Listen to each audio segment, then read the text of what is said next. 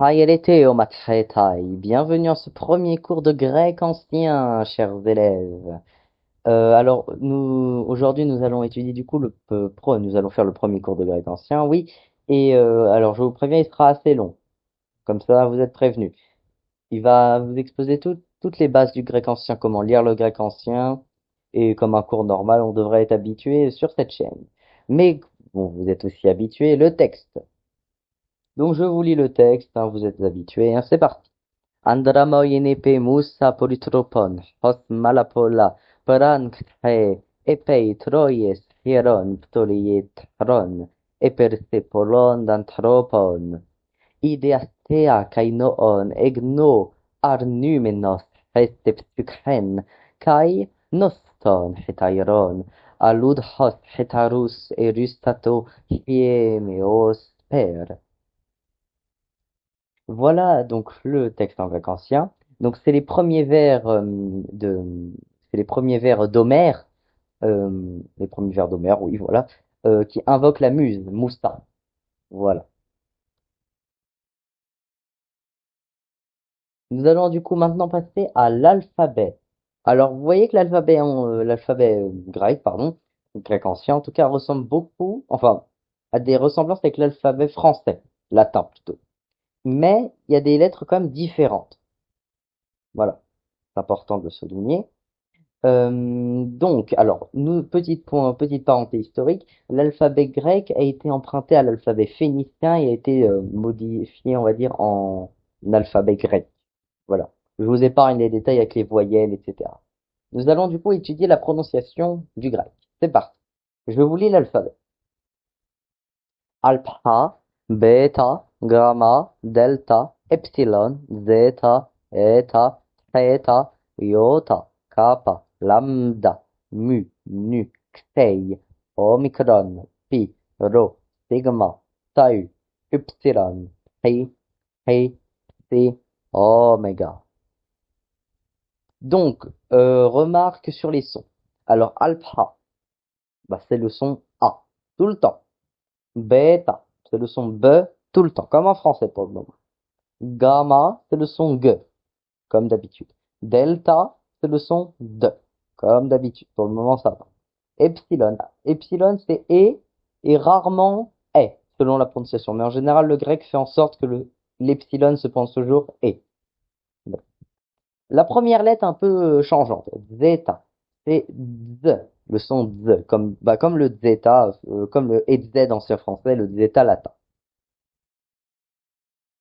Eta, c'est un epsilon mais long, c'est-à-dire on va le prononcer plus longtemps. C'est une prolongation de cette lettre. Donc epsilon, et, eta, et, et. C'est la petite nuance. À l'oral, on ne l'emploie pas trop, la prolongation, comme les langues arabes et hébraïques, mais, la lecture ou la récitation de texte, c'est mieux de la prononcer correctement. Ça nous donne de la rythmique au texte. Lettre sûrement compliquée, une des plus compliquées à prononcer en grec ancien, le theta. Qu'est-ce que le theta?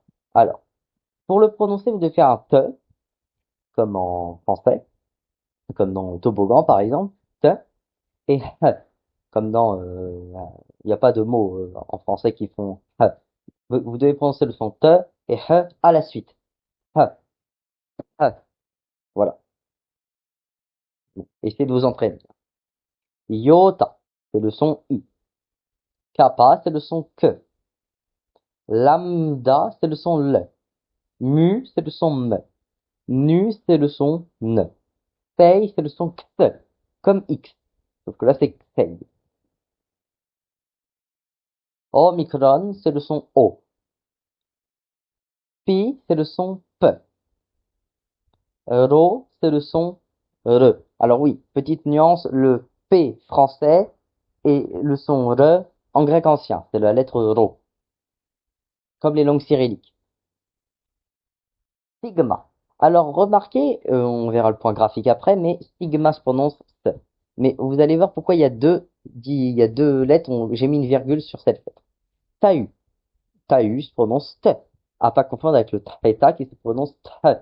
T et T, mais ne sont pas les mêmes lettres. Sachez que beaucoup de personnes qui essayent d'apprendre le grec ancien font cette erreur de ne pas prononcer différemment ces deux lettres. Donc ils se retrouvent à mélanger les lettres et à devoir connaître l'alphabet.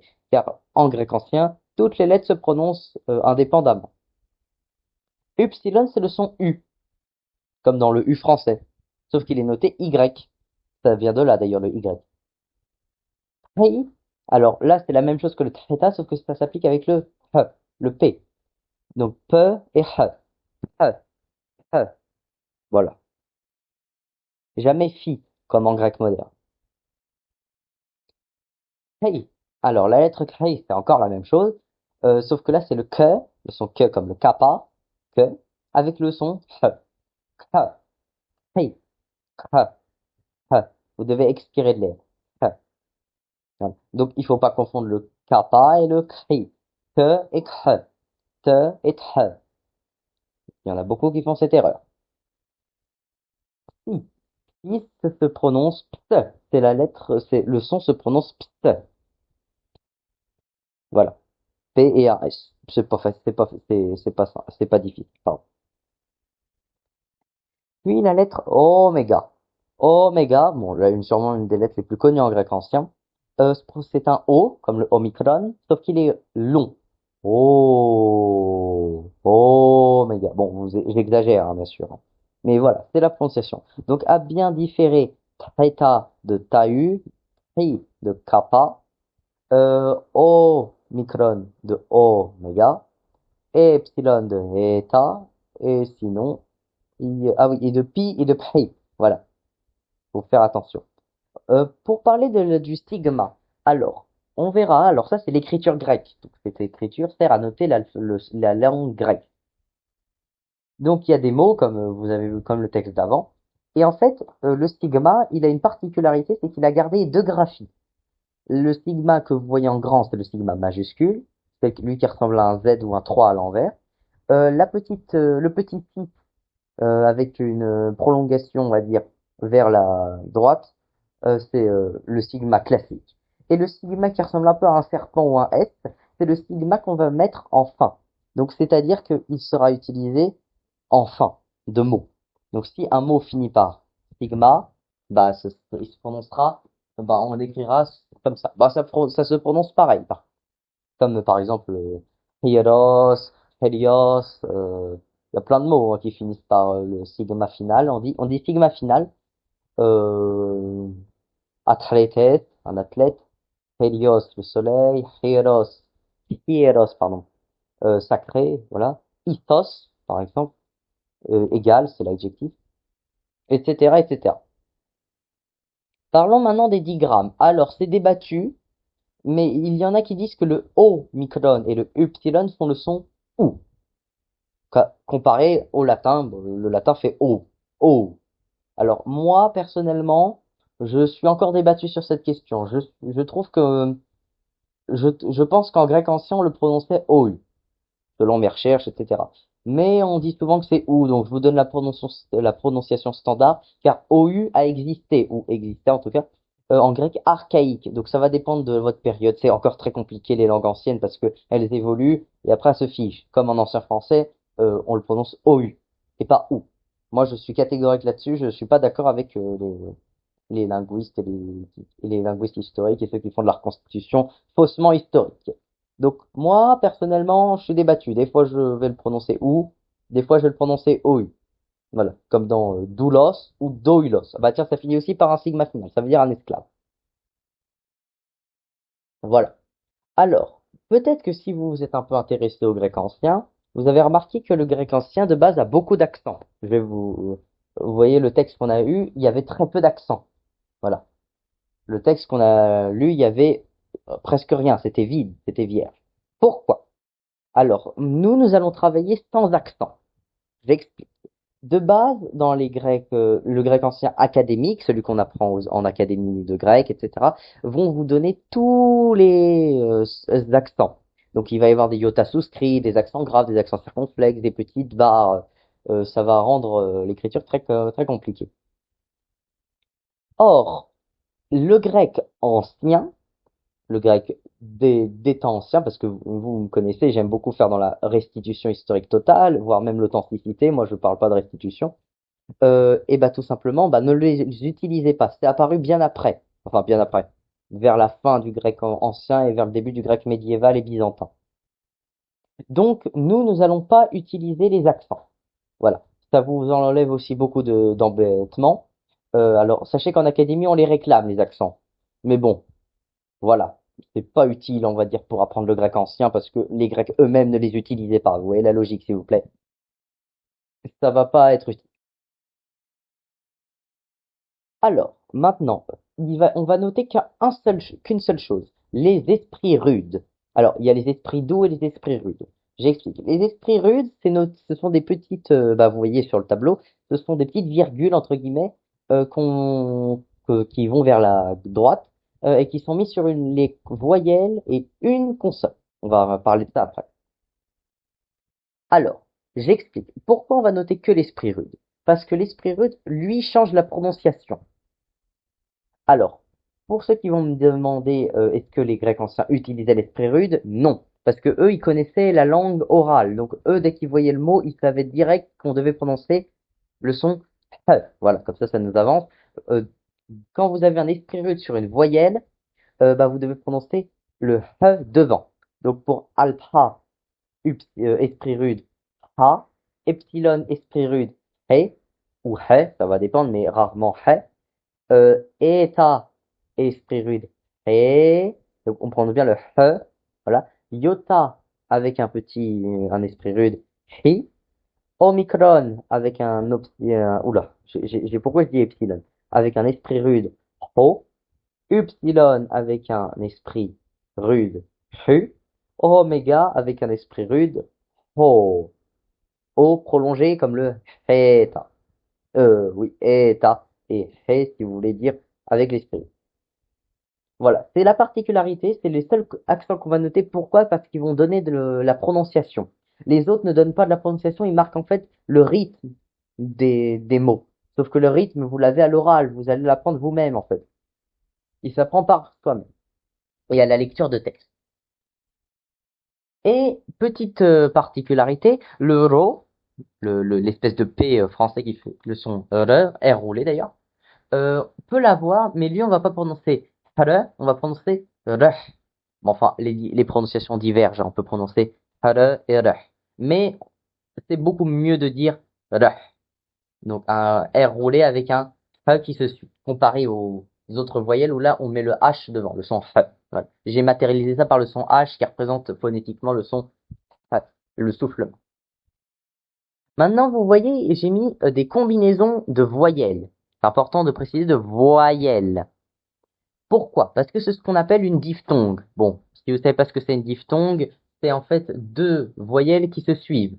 Comme, alors en français il y en a pas trop, mais par exemple en espagnol on a juego, voilà, ouais, ye, ouais, ouais, ouais, voilà. Ça va être ça. Oi, bah par exemple le diphtongue oi en ancien français, ou ou justement en ancien français, ou en grec ancien, ça va dépendre. Donc là, vous voyez, l'esprit rude n'est que sur la seconde lettre, sur la seconde voyelle, on va dire. Donc, on va dire, principalement, on va dire ahi, ou ehi, ou ohi, ou ahu, ou ehu, ou ehu, ou ohu, ou ou. Voilà. Non. Là, puisqu'en fait c'est le diphtongue, on va parler du diphtongue. Le diphtongue, c'est comme si les deux voyelles n'en faisaient qu'une. C'est une seule syllabe de mot. Donc on va pas prononcer ahi, mais hai, ce qui est beaucoup plus joli à l'oreille d'ailleurs. Hai, hei, hoi, hau, heu, heu, et alors là, c'est du coup la question hou ou hu. Bon, vous vous départagez, hein, voilà. C'est tout ce qu'il y a à savoir sur les accents. Voilà. Bon, c'est un peu coriace, n'hésitez pas à me poser des questions en commentaire, voilà. Pour l'écriture, justement, je reviens dessus. L'écriture grecque, du coup, utilisait plusieurs types. L'écriture moderne, voilà. Elle nous montre ça. Donc, un accent sur anthropos, qui veut dire l'être humain, l'homme, avec un accent aigu, pardon, sur le alpha. Et un esprit doux, voilà, qui est à l'envers. Donc, c'est comme ça qu'on vous demande en académique. Voilà, moderne. Nous, la forme qu'on va utiliser, la forme qui était utilisée sur les manuscrits, c'est celle-ci. Anthropos, sans accent. C'est vierge. Et quand on gravait, donc avec des sur la pierre, on n'utilisait pas cette écriture qui est très cursive plutôt. Enfin, même si là elle est incursive, mais là on va utiliser du coup la police majuscule. Donc en fait, à la base, les majuscules ne servaient que à noter sur gravure. Et après, on les a utilisés pour noter le début de la phrase. Donc anthropos. Voilà. Sur gravure. Voilà. Donc vous voyez le alpha, le nu, le tau, le rho, le oméga, le pi, le omicron, pardon, et le sigma. Et là, puisque c'est la majuscule, il n'y a pas de sigma final. Pourtant, regardez, anthropos, bah, c'est un sigma final. Voilà. Alors, sauf que à l'époque, on était encore en écriture, bon, en français, on appelle ça l'écriture carolingienne, c'est-à-dire une écriture qui ne comporte pas d'espace. On condense tout. Donc, pour comprendre le mot, alors ça se passe que sur gravure et manuscrit. Pour comprendre le mot, bah, bonne chance. Voilà. Bon, vous devez le connaître par déduction du mot. Par exemple, là, je vous donne un exemple. Ça, c'est un bout du texte du début. C'est Anna. Alors, attendez, parce que même moi, je ne sais pas. Andramoi enepe moius apolutroponos malapola. Voilà. C'est quelque chose. On peut pas vraiment désigner les espaces. Voilà. Et je vous rassure, on va pas travailler comme ça. Mais attendez-vous à rencontrer ça en Grèce, hein, si vous regardez des stèles grecques. Bon, petit exercice, même si ça a été très très rude. Vous devez juste dire ces mots. Allez, un exercice très traditionnel. Je vous laisse, puisque c'est une autre écriture, je vous laisse 20 secondes.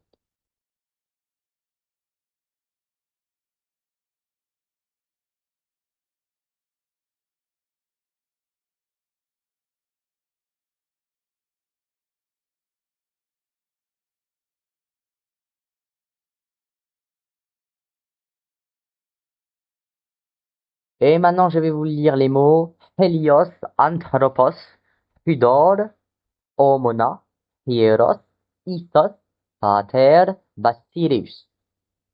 Je vais vous traduire comme ça, vous avez vos premiers mots en grec. Hélios, c'est le soleil qu'on a vu tout à l'heure, je vous l'ai dit si vous avez bien écouté. Anthropos, c'est l'homme, on l'a vu tout à l'heure si vous avez encore bien écouté. Bon, là c'est sûr. Hudor, alors Hudor c'est l'eau, qui donnera hydro.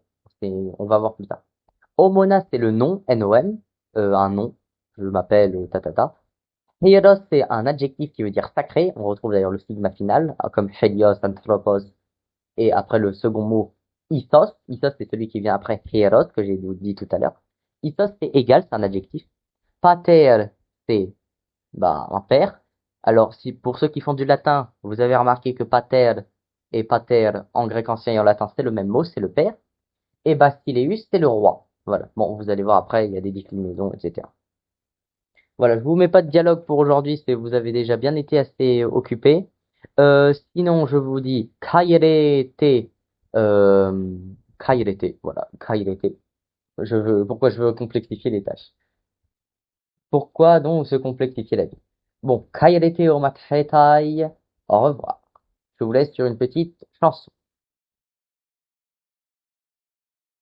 Asas hexies polleiside cede prepto al hotede priamoi odomon pericalle hicanen